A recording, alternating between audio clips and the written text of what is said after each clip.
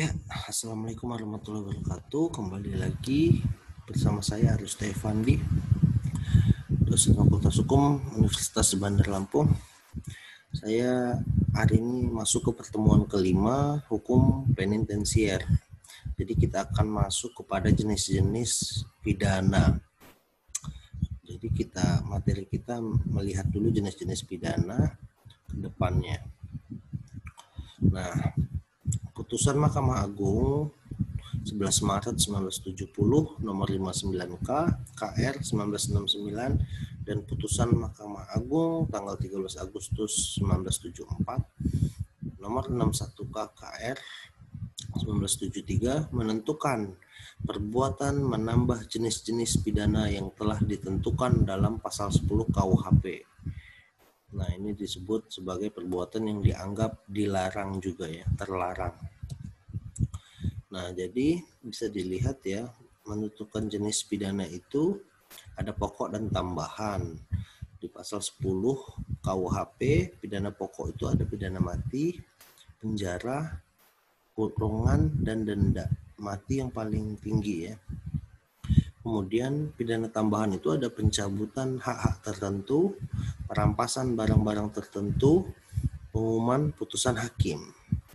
Nah, kemudian di sini ada pidana tutupan ya. Pada hakikatnya sama seperti pidana penjara, namun mengadili orang yang melakukan kejahatan yang diancam dengan pidana penjara karena terdorong oleh maksud yang patut dihormati.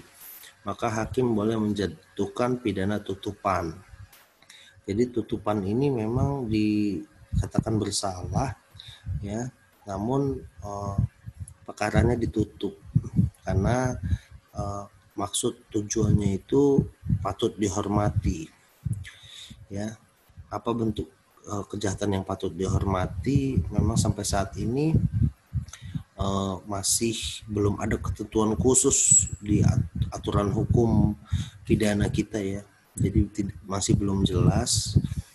Namun ketentuan ini ada sehingga hakim-hakim di praktek hukum pidana itu belum ada juga yang sampai memutus tutupan. Hanya dulu zaman sebelum reformasi pernah ada kudeta yang dilakukan oleh warga negara Indonesia namun diberikan sanksi tutupan. Nanti kita akan lihat. Nah, sehubungan dengan jenis pidana ini ada beberapa hal yang harus diketahui. Pertama, KUHP tidak mengenal suatu kumulasi atau campuran. Nah, dari pidana pokok yang diancam suatu tindak pidana tertentu, khususnya pidana penjara dan pidana denda. Artinya hakim itu tidak boleh menjatuhkan dua jenis pidana pokok secara sama-sama terhadap seorang terdakwa. Nah, ini menurut Memori van Tulting, penjatuhan dari dua jenis pidana pokok secara sama-sama bagi seseorang yang telah melakukan tindak pidana tidak dapat dibenarkan. Alasannya karena pidana berupa perampasan kemerdekaan dengan pidana berupa denda mempunyai sifat dan tujuan yang sama.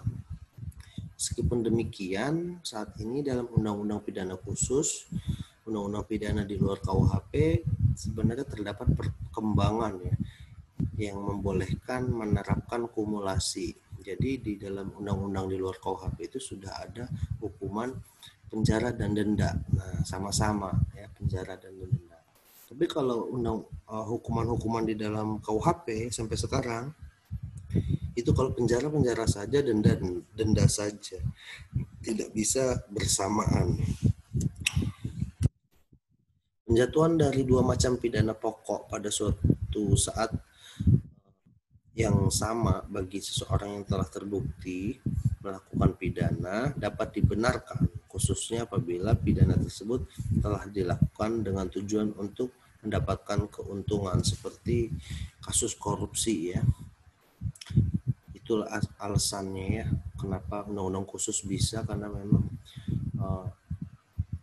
kejahatan itu juga seperti extraordinary korupsi. Dengan dianutnya kumulasi dalam hukum pidana, maka hakim diperkenankan menjatuhkan dua jenis pidana sekaligus, penjara dan denda. Dalam arti kata, dalam kasus korupsi itu hakim diberi kekuasaan menjatuhkan pidana penjara saja, denda saja, atau boleh dua-duanya. Nah, pidana pokok ya, kita lihat. Pidana pokok itu yang paling pertama dan paling berat adalah pidana mati. Nah, kejahatan yang dihukum oleh pidana mati ini seperti makar, membunuh kepala negara ya, mengajak negara asing menyerang Indonesia, membeber pertolongan kepada musuh waktu Indonesia dalam keadaan perang, membunuh kepala negara sahabat ya, pembunuhan dengan direncanakan lebih dahulu, kemudian ada pencurian dengan kekerasan oleh dua orang atau lebih dan dilakukan waktu malam hari ya, dengan jalan membongkar menjadikan ada orang yang terluka berat atau sampai malah mati.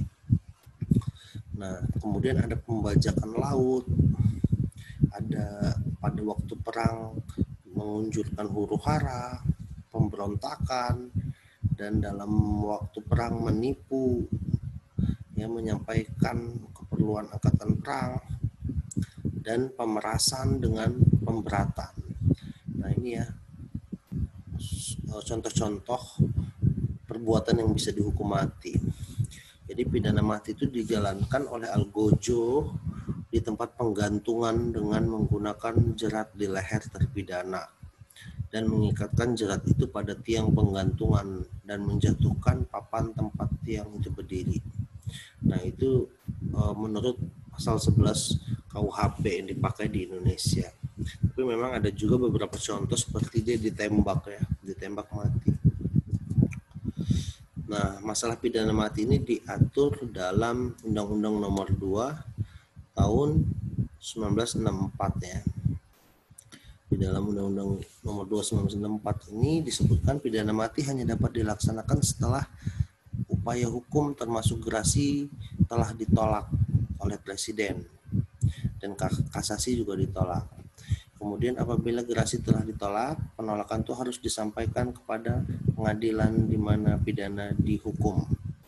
Kemudian oleh pengadilan, penolakan upaya hukum pidana mati disampaikan pada Kejaksaan Tinggi. Kemudian 3 kali 24 jam setelah Kejaksaan Tinggi menerima, Kejaksaan memberitahukan bahwa upaya hukum telah ditolak. Kemudian Kejaksaan Tinggi memohon pada Polda untuk menyiapkan regu tembak. Ada 12 orang, dipimpin oleh perwira polisi. Kemudian terpidana mati berhak tuntunan rohani dengan agama. Pidana mati tidak boleh dilaksanakan juga apabila dalam keadaan dia lagi sakit atau hamil. Permohonan terakhir pidana mati harus dicatat oleh lapas. Pidana mati tidak boleh dilaksanakan di muka umum dan harus jauh dari keramaian ya, yang wilayah hukum di mana pidana itu dijatuhkan. Yang menghadiri eksekusinya itu harus jaksa, hakim ya, ada dokternya juga, kejaksaan dan kerohaniawan. Terus jenazah pidana mati tersebut harus dipulangkan ke keluarganya. Jika keluarganya tidak mau, maka jenazah tersebut harus ditanggung oleh negara. Yang kedua, ini ada pidana penjara ya. Nah, pidana penjara ini berbunyi seperti seumur hidup ya paling tinggi atau selama waktu tertentu. Nah, seumur hidup itu artinya memang seumur hidup dia harus menjalankan hukuman. Jadi kemudian pidana penjara itu selama waktu tertentu paling pendek 1 hari dan paling lama 15 tahun. Nah, dalam KUHP ini memang paling pendek 1 hari dan paling lama 15 tahun ya. Pidana penjara sewaktu-waktu boleh dijatuhkan 20 tahun juga ya, dalam hal adanya pemberatan seperti mengganti pidana mati, pidana seumur hidup itu bisa sampai 20 tahun atau pidana dalam waktu tertentu ya. Nah, ini seperti sebab tambahan karena perbarengan, ada pengulangan, maka bisa digantikan pidana 20 tahun. Pidana penjara selama waktu tertentu sekali-kali tidak boleh melebihi 20 tahun. Jadi batasnya memang 20 tahun ya.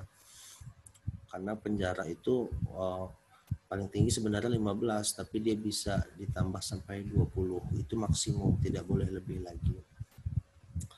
Nah, kemudian pasal 13, terpidana itu dijatuhi penjara atas beberapa golongan. Nah, ini ya, terpidana di lapas itu dilakukan golongan umur, ya, golongan jenis kelamin, ya, ada yang tua, ada yang muda, ada yang anak-anak, ada yang laki, ada yang perempuan. Terus tergantung juga lama pidana yang dijatuhkan, beda jenis kejahatan juga beda juga golongannya, kemudian kriterianya harus sesuai dengan kebutuhan pembinaan. Nah, ini stelsel pidana dalam KUHP itu ada dua bentuk. Pertama, penjara seumur hidup dan selama waktu tertentu. Seumur hidup itu ya seumur hidup dia, kalau selama waktu tertentu ya melihat dari 1 hari sampai 15 tahun atau bisa diperpanjang 20 tahun. Nah, ini dalam pasal 12 KUHP pidana penjara seumur hidup, pidana selama waktu tertentu 1 hari sampai 15 tahun, dan pidana sampai 20 tahun dengan catatan dia menggantikan atau ada perbarengan pengulangan yang ada. Kemudian tidak boleh lebih dari 20 tahun. Nah, dari pasal ini pidana itu dapat dijatuhkan seumur hidup, ya, minimal 1 hari, maksimal 15 tahun. Pasal 13 itu orang yang menjalani pidana penjara juga dibagi golongan, pembagian kelas seperti yang telah dijelaskan tadi. Nah, ini pidana penjara ya, 15, diperberat juga bisa 20 tahun. Nah, pidana penjara ini pelaksanaannya belum tentu sesuai sepenuhnya dengan putusan hakim, karena setiap narapidana itu memiliki hak remisi dan hak asimilasi. Ya, dalam narapidana itu bisa mengajukan gerasi, dan diterimanya gerasi presiden bisa berubah baik jenis pidananya maupun lama pidananya. Jadi memang remisi itu bisa dikasih pengurangan, ya, asimilasi, kemudian ada pengajuan gerasi itu jadi dimaafkan oleh presiden. Jadi pidana penjara ini dalam masa reformasi sekarang ini masih belum sesuai dengan apa yang diharapkan ya sebenarnya dalam sistem permasyarakatan, karena memang perlakuan di penjara itu masih banyak yang tidak sesuai dengan konsep pemasyarakatan saat ini. Banyak yang keluar tapi malah mengulangi kejahatan. Nah, kemudian ada pidana kurungan ya. Pidana kurungan ini ada kurungan prinsipal dan subsidiar. Nah, kurungan itu tuh sebenarnya berbeda dengan penjara. Kalau penjara itu minimal 1 hari sampai 15 tahun. Kalau kurungan ini minimalnya itu memang 1 hari tapi maksimumnya cuma 1 tahun. Dan dia bukan suatu kejahatan yang besar atau berat ya. Ditambah lagi bisa ditambah menjadi 1 tahun 4 bulan dalam hal ada gabungan tindak pidana. Nah, kemudian ada kurungan subsidiar. Nah, ini juga 1 hari tapi maksimum cuma 6 bulan. Dia juga bisa ditambah jadi 8 bulan dalam hal ada gabungan juga, pengulangan atau ada pelanggaran lain. Kemudian ada pidana kurungan pengganti denda. Nah, ini ya. Jadi kalau denda nggak dibayar atau tidak bisa dibayar, itu bisa diganti menjadi kurungan apabila dia dihukumnya denda. Itu maksimum 1 tahun, dapat diperberat jadi 1 tahun 4 bulan. Ini dapat dikenakan pada seseorang yang dijatuhi pidana denda apabila tidak mampu membayar denda yang dihukum. Nah, ini ya perbedaan penjara dan kurungan. Penjara dapat dijatuhkan dalam lapas, sedangkan kurungan tidak dapat dijalankan di luar daerah di mana ia tinggal. Orang yang dipidana penjara pekerjaannya pasti lebih berat daripada kurungan, dan tanpa waktu bekerja tiap hari bagi terpidana penjara bisa selama 9 jam, sedangkan kurungan itu hanya 8 jam. Orang yang dipidana kurungan mempunyai hak pistol. Nah, hak pistol ini hak untuk memperbaiki keadaannya dalam rumah penjara dengan biaya sendiri, Sedangkan bila terpidana penjara tidak punya hak tersebut, dia benar-benar harus mengikuti program pembinaan dari pemasyarakatan. Nah, kemudian ada pidana denda ya. Nah, pidana denda ini sebenarnya ditunjukkan pada harta benda seseorang. Denda ini biasa dijatuhkan terhadap tindak pidana ringan. Nah, tindak pidana ringan ini biasa dihukum untuk sesuatu yang harus dibayar. Dalam KUHP ini pasal 30 dan 31. 30 pidana denda paling dikit 3,75 sen. Nah, jika pidana denda tidak dibayar, ganti kurungan. Lamanya kurungan minimal 1 hari, paling lama 6 bulan. Nah, pengganti ditentukan jika tindak pidana atau kurungan dihitung 1 hari. Nah, ini ya, jadi tiap kelebihan itu dihitung 1 hari, kemudian pula sisanya tidak cukup. Nah, jika ada pemberatan pidana denda disebabkan karena perbarengan atau pengulangan, maka pidana kurungan pengganti juga dapat ditambah jadi 8 bulan. Nah, pidana kurungan pengganti ini tidak boleh lebih dari 8 bulan. Tapi memang denda dalam KUHP ini masih tidak sesuai ya dengan keadaan keuangan hari ini, karena memang KUHP tidak berubah dari zaman Belanda, jadi memang dendanya masih hitungannya sen. Tapi sekarang ini sudah ada peraturan dari Mahkamah Agung bahwa denda itu tidak lagi menggunakan sen, tapi sudah hitungannya jutaan ya, jutaan minimum ratusan ribu. Kemudian ya pasal 31 KUHP, terpidana denda dapat menjalani pidana kurungan pengganti bila tidak membayar. Suatu waktu ia berhak dilepas dari kurungan jika dia punya uang untuk membayar. Nah, pembayaran pidana denda ini sebelum maupun sesudah menjalankan kurungan dapat membebaskan terpidana. Sebagian pidana kurungan dan seluruhnya apabila dia memang sudah membayar.